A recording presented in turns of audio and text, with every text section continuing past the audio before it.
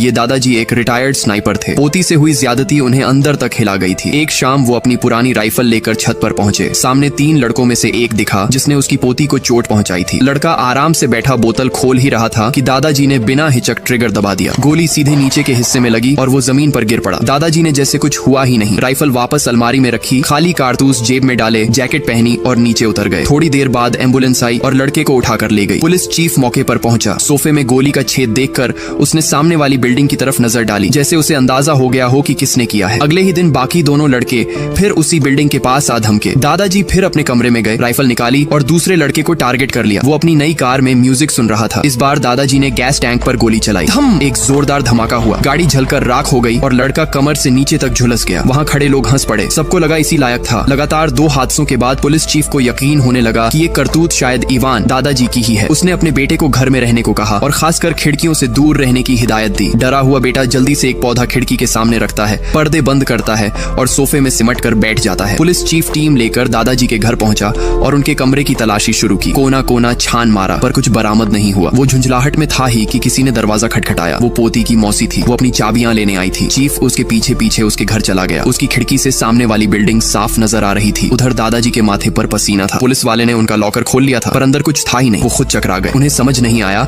कि राइफल वहां से गायब कैसे हो गई। तभी चीफ ने दादाजी से पूछा, क्या तुमने कभी मेरे बेटे को नुकसान पहुंचाया है? जो जवाब मिला उससे उसका चेहरा उड़ गया। उसे लगा बेटे के साथ कुछ गलत हो गया है। वो घबराकर घर भागा, दरवाजा पीटना शुरू किया पर कोई जवाब नहीं मिला। घबराहट में उसने पिस्तौल निकाली और दरवाजा तोड़ने ही वाला था कि अंदर से एक गोली चली। गोली सीधा उसके पेट में लगी। असल में उसका बेटा इतना डरा हुआ था कि उसने डर के मारे ही गोली चला दी। आखिरकार उन तीनों लड़कों को उनकी करतूत का फल मिल गया और दादाजी की पोती के चेहरे पर मुस्कान लौट आई। लेकिन दादाजी अब तक ये सोचते रह गए कि उनकी छुपाई हुई बंदूक आखिर गायब कैसे हुई। दोस्तों, अगर आप भी अपने दादाजी से दिल से प्यार करते हो तो प्लीज कमेंट में जरूर बताएं।